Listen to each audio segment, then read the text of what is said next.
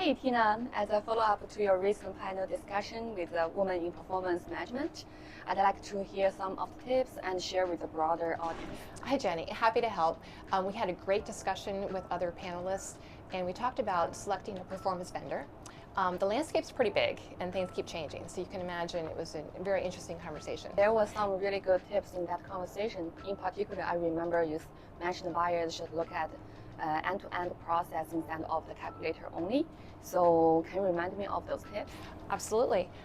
So when the clients are buying, they might be looking for something that helps them with the data ingestion, in addition to calculation, and on the other end of it, the distribution and research. So there can be synergies and efficiencies if they look at the end-to-end process rather than just looking at a silo.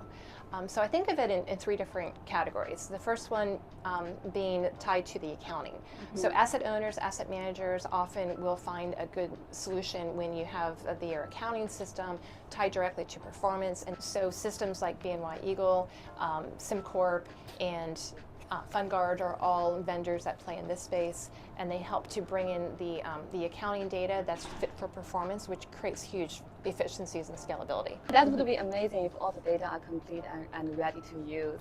So coming from private market sector, I know it's quite a challenge. Yes, definitely in the private space where you have private equity, private credit, hedge funds, you might have capital statements that come in, and you have to then figure out how to get that data into the structure. Mm-hmm. So we've seen a lot of vendors work in that space, either specializing in that or as part of the overall process.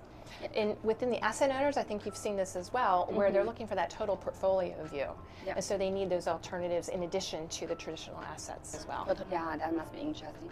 So we talked about asset owner, asset manager. What about like wealth managers, like family offices? So with the wealth space, you have the RAs and the family offices who are dealing with clients who have assets in multiple places.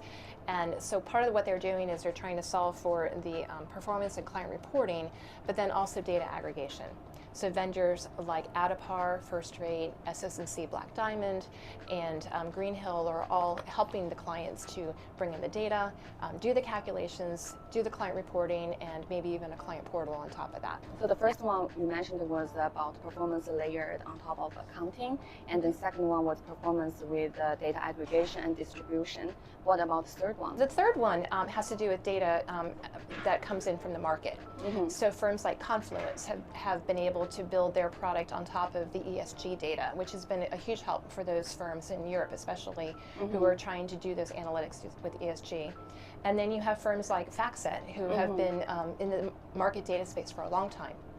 And so their performance solution is really good at bringing in that market data and doing advanced analytics, portfolio characteristics, attribution, things like that. So, so in that space, then you have that synergy with the portfolio management tool. How are vendors using machine learning and AI within performance? So with the AI and ML, it's still pretty early as far as some of the efficiencies, but what we've seen is a huge benefit with the bringing in the data. So where you have unstructured data and then you need to get that into your data environment, the machine learning has been a huge help. We're also seeing improvements with AI and ML on the research and analytics, being able to find insights. And then with the operations area, finding true outliers using machine learning is an area that we expect to continue to grow. Thanks for the recap. You're quite welcome.